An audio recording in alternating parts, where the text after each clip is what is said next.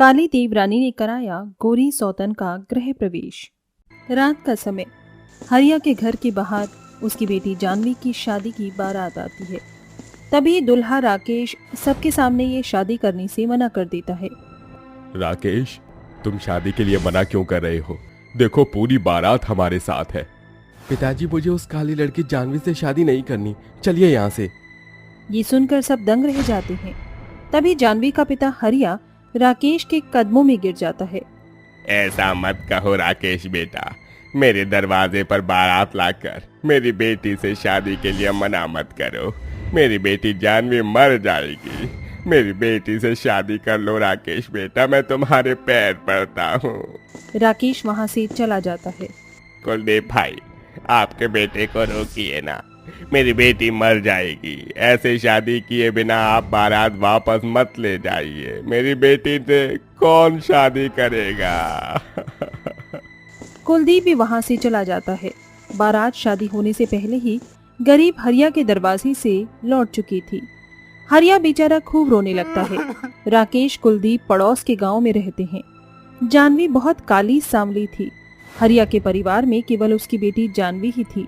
तभी वहाँ गांव का मुखिया बलराम आता है। मालिक, ये क्या हो गया?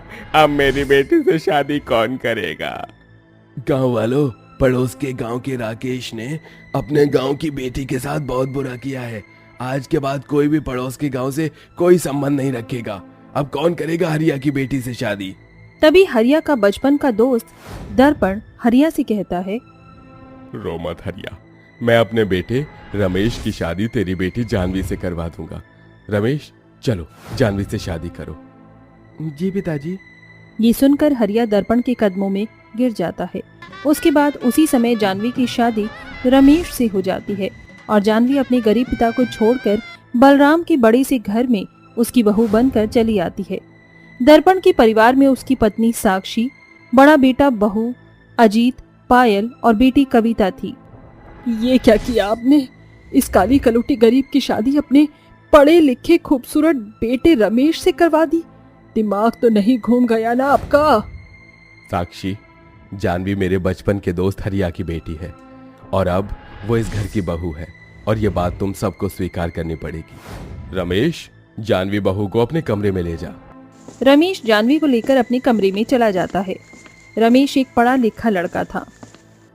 माँ, ये पिताजी को क्या हो गया? ये किस लड़की से इन्होंने रमेश की शादी करवा दी? अब सब लोग क्या कहेंगी कि इतने बड़े घर की बहू ऐसी काली सांवली गरीब लड़की बन गई। इधर रमेश जानवी अपने कमरे में थे। जानवी, मैं तुमसे शादी नहीं करना चाहता था, पर सारे गांव वालों के बीच और अपने पिताजी की इज्जत की खातिर मैंने कुछ नहीं कहा। भले ही हमारी अब शादी हो चुकी है, पर मैं तुम्हें कभी अपनी पत्नी के रूप में स्वीकार नहीं कर सकता। मैं तुम्हारी हर जरूरत पूरी करूंगा, पर पति का प्यार मैं तुम्हें कभी नहीं दे सकता। इतना कहकर रमेश सो जाता है। रमेश जी, मुझे आपकी इन बातों का जरा भी बुरा नहीं लगा। आपने पूरे गांव के सामने मेरे पिता की इज्जत का मान रखते हुए मुझसे शादी की। इसी एहसान के बदले मैं जीवन भर आपकी गुलाम बनकर आपकी हर बात का पालन करूंगी। जानवी बहुत भोली थी। अगले दिन सवेरे रमेश घर से बाहर चला जाता है। तभी जानवी अपने कमरे से बाहर आती है। पायल बहू, कभी सोचा नहीं था मैंने कि मुझे अपने घर में ऐसी गरीब बदसूरत लड़की की शक्ल भी देखनी पड़ेगी। क्या करी माँ जी? अरे माँ जी, हमें सालों से एक नौकर की तलाश थी ना। अब तो हमें चिंता करने की जरूरत ही नहीं है। अब ये काली कलौटी आ गई है ना हमारे घर में नौकरानी बनकर। ये बातें सुनकर जानवी की आंखें नम हो जाती हैं। अरे सुनो ए कल्लू कलोटी, चल जाकर हमारे लिए चाय नाश्ते की व्यवस्था कर। पायल बहू, कविता बिटिया, आज से तुम दोनों इस घर के कोई काम नहीं करोगे। आज से घर के सारे काम ये काली कलूटी जानवी करेगी। बड़ा शौक है ना इसे अमीर घर के लड़के से शादी करने का। चल जा रसोई में। जानवी रसोई में आती है और सबके लिए चाय नाश्ता बनाने लगती है। थोड़े समय बाद जानवी घर की सफाई कर रही थी। तभी जानवी के हाथ से कांच का एक लैंप नीचे गिरकर टूट जाता है। काली कलूटी, ये क्या किया तूने? इतना महंगा लैंप तोड़ दिया तूने। रुक तू। तभी साक्षी गुस्से में आकर जानवी को लकड़ी से पीटने लगती है। माँ जी, मुझे माफ कर दीजिए। मुझसे गलती से हुआ है माँ जी। काली कलूटी, तेरे बाप के घर से लाई थी क्या लैंप?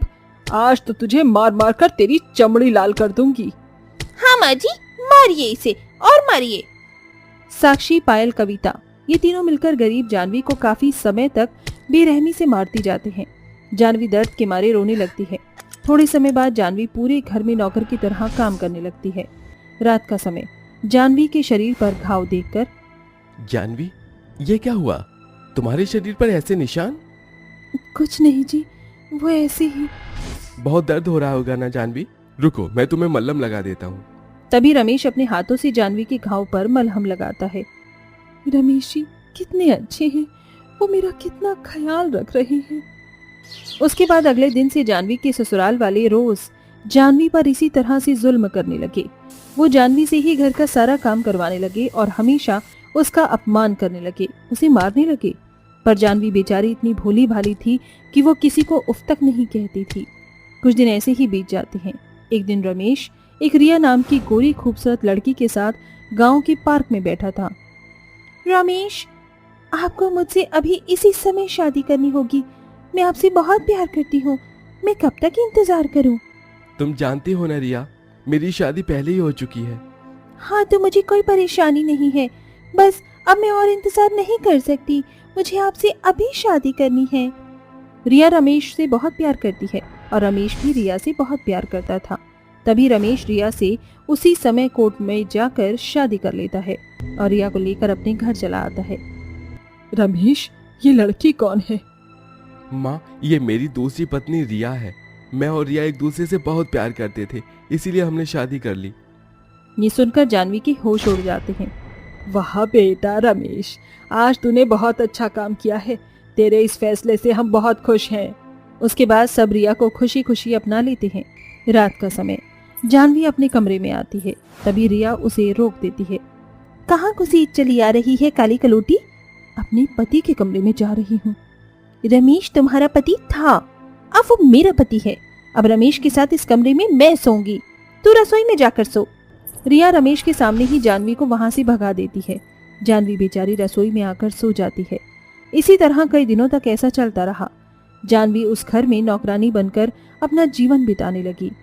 अपने सौतन के आने के बाद भी जानवी ने रमेश को उफ तक नहीं कहा था। एक दिन साक्षी रिया से कहती है, रिया बहू, जब मेरे लिए अपने हाथों से चाय बना दे। उस काली कलूटी के हाथ की खराब चाय पी पी कर परेशान हो चुकी हूँ मैं। ओह हेलो माँ जी, मैं आपकी नौकरानी नहीं हूँ, समझी ना? चाय पीना है ना तो खुद ही बना लो जाकर। रिया का ऐसा रूप देखकर सब दंग रह जाते हैं। भाभी, ये क्या तरीका है माँ से बात करने का? जाइए माँ के लिए चाय बना कर ले आइए। ओए छिपकली, अपना मुंह बंद कर और अपने काम से काम रख, समझी ना? रिया, तुम इस घर की बहू हो, ऐसे कैसे बात कर रही हो तुम? बहू? कोई नौकरानी नहीं। तुम सब उस जानवी को डरा धमका सकते हो। मेरे साथ ऐसी हरकत करने की सोचना भी मत, वरना एक एक को रास्ते पर ला दूंगी मैं। इतना कहकर रिया घर से बाहर चली जाती है। बाप रे, ये तो बड़ी टेढ़ी मिर्ची लगती है। उसके बाद सब रिया से डरने लगे। एक दिन रात में रिया रमेश के घर का सारा पैसा, जेवर, सब कुछ एक बैग में भरकर वहां से भाग जाती है। अगले दिन रमेश को रिया की चिट्ठी मिलती है। उसे पढ़कर रमेश दंग रह जाता है और सबको वो चिट्ठी बताता है। अरे बाप रे, वो रिया ऐसी निकलेगी? वो किसी और लड़के से प्यार करती थी। माँ, मैं रिया से इतना प्यार करता था। मैंने उसकी हर खुशी पूरी की, उसके हर सपने पूरे किए और वो मुझे धोखा देकर किसी और लड़के के साथ भाग गई। मैं समझ रहा था कि रिया मुझसे सच्चा प्यार करती है, इसने मेरे साथ इतना बड़ा खिलवाड़ किया। रमेश बहुत रोने लगता है। जी आप रोइए मत, वो रिया आपके प्यार के लायक नहीं है। इतना प्यार देने के बाद भी उसने मुझे धोखा दिया। मुझे माफ कर दो जानवी, आज से तुम ही मेरी सच्ची पत्नी हो। मैं तुम्हें दुनिया की हर खुशी दूंगा। एक पति बनकर तुम्हें खूब प्यार करूंगा। हाँ जानवी बहू, हम काली और कोरी रंग के भेदभाव में तुम्हारी अच्छाई को भूल चुके थे। हमें माफ कर दे जानवी बहू, आज से तू ही हमारी सच्ची बहू है। उसके बाद जानवी सही मायनों में उस घर की बहू बन गई और सब जानवी को खूब प्यार देने लगे। तुम्हें ऐसा नहीं लगता जो हमने किया है वो सही नहीं है? पता नहीं तुम्हारे माता पिता हमारे बारे में क्या सोचेंगे। वो मुझे बहू के रूप में स्वीकारेंगे या नहीं, मुझे तो ये भी नहीं पता। अरे तुम ये कैसी बातें कर रही हो? मेरी माँ और मेरे पिता दोनों ही बहुत अच्छे हैं। वे दोनों ही मुझे बहुत प्यार करते हैं। तुम्हें उनकी चिंता करने की जरूरत नहीं है। विक्रम और जरीन ने मंदिर में जाकर शादी कर ली थी। जरीन एक मुस्लिम लड़की थी और विक्रम एक ब्राह्मण का बेटा था। दोनों एक दूसरे से इतना प्यार करते थे कि वो एक दूसरे से अब और जुदा नहीं रह पाए। वहीं जरीन के माता पिता इस शादी के खिलाफ थे, जिसके चलते उन्हें ये कदम उठाना पड़ा। जैसे ही विक्रम जरीन को अपने साथ अपने घर लेकर आता है, उसकी माँ और उसके पिता जरीन को काले बुरखे के लिबास में देखकर हैरान रह जाते हैं। बेटा, ये लड़की कौन है जिसे तू अपने साथ घर पर लेकर आया है? पिताजी, ये लड़की मेरी पत्नी है। आज ही हम दोनों ने मंदिर में जाकर शादी की है। मनोहर ये सुनते ही अपने बेटे विक्रम के मुंह पर एक जोरदार तमाचा मारता है और कहता है, ब्राह्मण का बेटा होकर तूने एक मुस्लिम लड़की से शादी कर ली। कहीं तेरा दिमाग तो खराब नहीं हो गया है?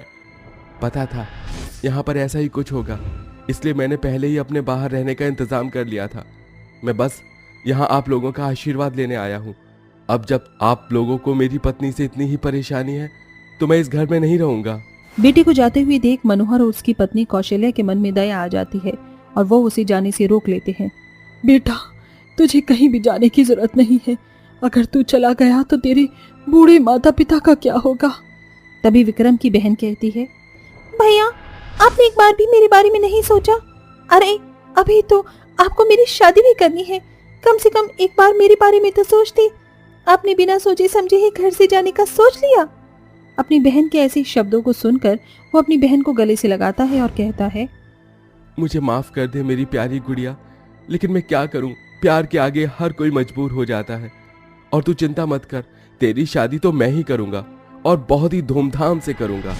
विक्रम के कहने पर उसका परिवार उसकी मुस्लिम पत्नी को स्वीकार लेता है, जिसके बाद सब लोग जरीन को बहुत अच्छे से स्वागत करते हैं। कौशल्या उससे कहती है, चलो बहू, आ जाओ, घर के अंदर आओ। अब इसे अपना ही घर समझो। ये वाला कमरा तुम्हारा है। चलो थोड़ी देर तुम आराम कर लो, उसके बाद तुम्हारी पहली रसोई की रस्म की तैयारी करेंगे। जरीन बहुत ज्यादा खुश होती है क्योंकि आखिरकार ससुराल वाले उसे स्वीकार कर लेते हैं और उसकी सास भी उसे बहुत अच्छे से बात करती है। जिसके बाद जरीन तैयार होकर सभी के पास आ जाती है। बहू, ये हमारे घर की रसोई है, इसमें तुम अपनी पसंद का जो मर्जी बना सकती हो। जरीन रसोई में खाना बनाना शुरू करती है। वो सभी के लिए सबसे पहले मीठा बना रही होती है। तभी उसकी नजर खिड़की से बाहर एक मुर्गी के ऊपर पड़ जाती है, जिसे देखकर जरीन बहुत ज्यादा खुश होती है। अरे वाह, ये तो सोने पर सुहागा हो गया। मुर्गी को मैं तंदूरी मुर्गी बनाकर अपने ससुराल वालों को खिलाऊंगी, उन्हें बहुत स्वादिष्ट लगेगा। आज जब सब मेरे हाथ का खाएंगे तो चटकारे मारते ही रह जाएंगे। जरीन को जरा भी अंदाजा नहीं होता कि उसके ससुराल वाले ब्राह्मण हैं और उन्हें मीट मांस से बहुत ज्यादा परहेज होता है। वो सबके लिए खाना बनाकर डाइनिंग टेबल पर लगा देती है, जिसके बाद वो सभी को बुलाती है। मैंने आप सभी के लिए अपनी पसंद की सारी चीज बनाई है। मुझे मालूम है कि आप सभी को ये सब बहुत ही स्वादिष्ट लगेगा। चलिए खाना शुरू कीजिए। खाने की टेबल पर जैसे ही Kaushalya tandoori chicken, chicken fry और बाकी की चीज देखती है तो वो हैरान रह जाती है। हे भगवान, बहू तूने ये क्या किया? तूने तो बिल्कुल अनर्थ ही कर दिया। अरे तूने एक बार भी नहीं सोचा कि हम सब ब्राह्मण लोग हैं, हमारा धर्म भ्रष्ट हो जाएगा। तूने तो हमारे पूरे घर को अखंडित कर दिया है। जरीन के मन में तारीफ सुनने का था, लेकिन उसे तो सीधे सीधे ताने दिए जा रहे थे। अपनी सास की डांट फटकार सुनकर वो हैरान रह जाती है। लेकिन अम्मी जान, विक्रम जी तो। तभी विक्रम बीच में बोल पड़ता है। विक्रम जी तो क्या? अरे मैंने थोड़ी कहा था कि तुम यहाँ पर चिकन बना दो। अरे माँ, आपको तो पता ही होगा कि मुस्लिम लोग चिकन वगैरह खाते हैं, लेकिन कोई बात नहीं, आपसे जरीन चिकन खाना छोड़ देगी, ये मेरा आपसे वादा है। विक्रम ऐसा कहने के बाद जरीन का हाथ पकड़ता है और उसे अपने कमरे में ले जाता है, जिसके बाद वो उससे कहता है, तुम ये क्या करने वाली थी? अरे तुम्हें पता है, अगर मेरे माता पिता को ये पता चल जाता कि मैंने भी तुम्हारे साथ चिकन खाया है तो वो मुझे घर से क्या अपनी जिंदगी से बेदखल कर देते। आखिर तुम समझती क्यों नहीं हो, मैं एक ब्राह्मण का बेटा हूँ।